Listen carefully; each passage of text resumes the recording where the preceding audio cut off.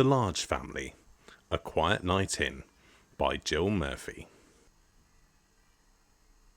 "I want you all in bed early tonight," said Mrs. Large.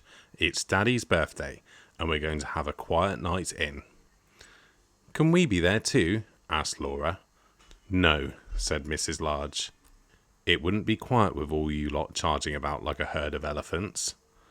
"But we are a herd of elephants," said Lester. "Smarty pants," said Mrs. Large. "Come on now, coats on, it's time for school."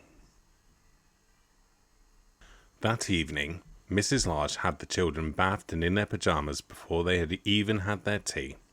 They were all very cross. "It's only 4:30, said Lester. "It's not even dark yet." "It soon will be," said Mrs. Large grimly.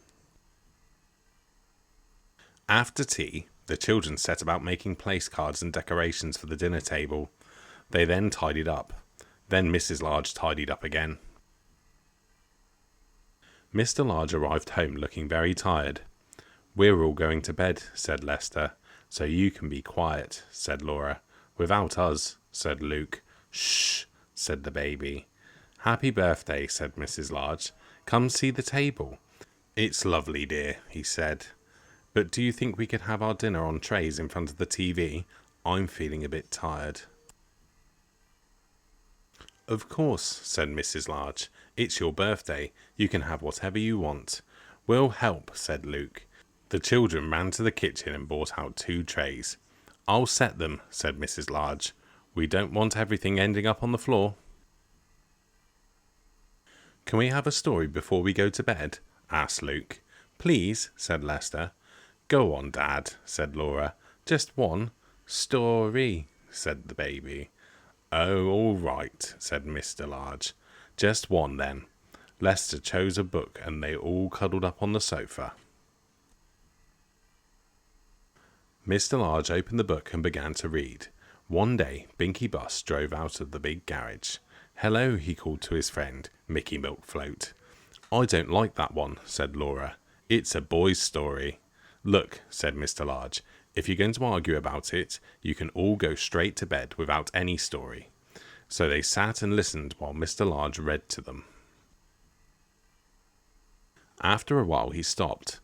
"Go on, Daddy," said Luke. "What happened after he bumped into Danny Dustcart?"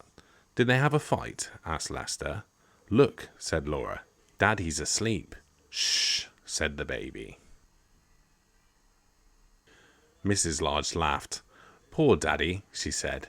"Never mind, we'll let him snooze a bit longer while I take you all up to bed." "Will you just finish the story, Mum?" asked Lester. "We don't know what happens in the end," said Luke. "Please," said Laura. "Story," said the baby. "Move up, then," said Mrs. Large. She picked up the book and began to read. "Watch where you're going, you silly dust cart," said Binky. Just then, Pip the police car came driving by. After a while, Mrs. Large stopped reading. "What's that strange noise?" asked Lester. "It's Mummy snoring," said Luke. "Daddy's snoring too." "They must be very tired," said Laura kindly. "Shh," said the baby. The children crept from the sofa and fetched a blanket. They covered Mr. and Mrs. Large and tucked them in. "We better put ourselves to bed," said Lester. "Come on." "Shall we take the food up with us?" asked Luke. "It is on trays." "It's a pity to waste it," said Laura. "I'm sure they wouldn't mind anyway. They wanted a quiet night in." "Shh," said the baby.